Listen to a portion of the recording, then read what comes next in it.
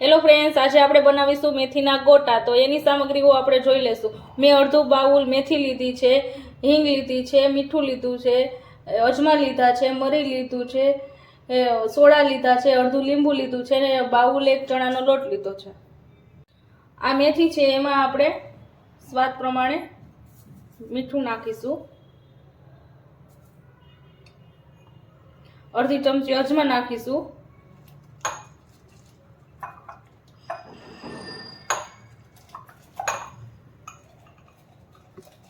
અડધી ચમચી મરી નાખીશું,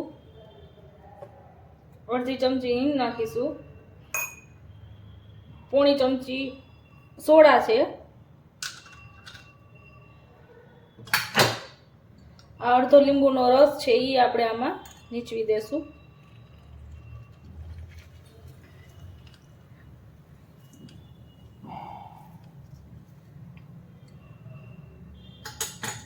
આ ચણાનો લોટ આપણે લીધો તો એ આપણે આમાં નાખી દેશું। હવે આપણે લોટ બાંધી લેશું। હવે આ બધું મિક્સ થઈ ગયું છે તો હવે આપણે લોટ બાંધી લેશું। થોડું થોડું પાણી નાખતા જશું।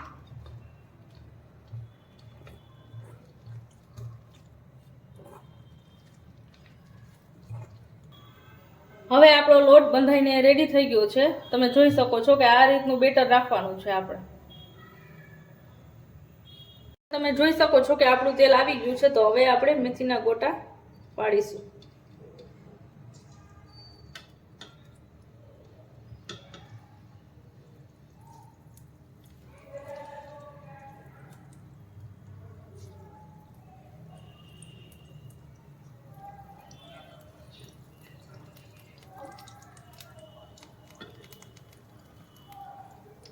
અત્યારે થોડુંક ઠંડુ વાતાવરણ છે એટલે મેથીના ગોટા ખાવાની બહુ મજા આવે છે।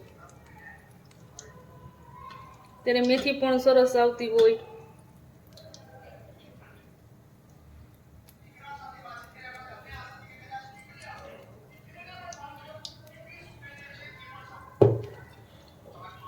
હવે તમે જોઈ શકો છો કે આપણા મેથીના ગોટા સરસ એકદમ ઉપર આવી ગયા છે।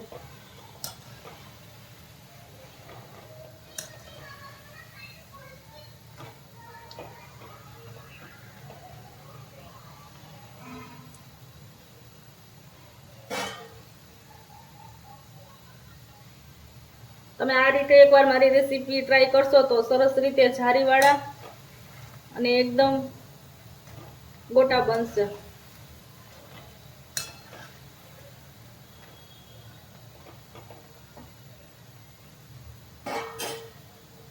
હવે આને આપણે 2 મિનિટ માટે પાકવા દઈશું। હવે આપણા ગોટા પાકી ગયા છે તો હવે આપણે એને પ્લેટમાં લઈ લેશું।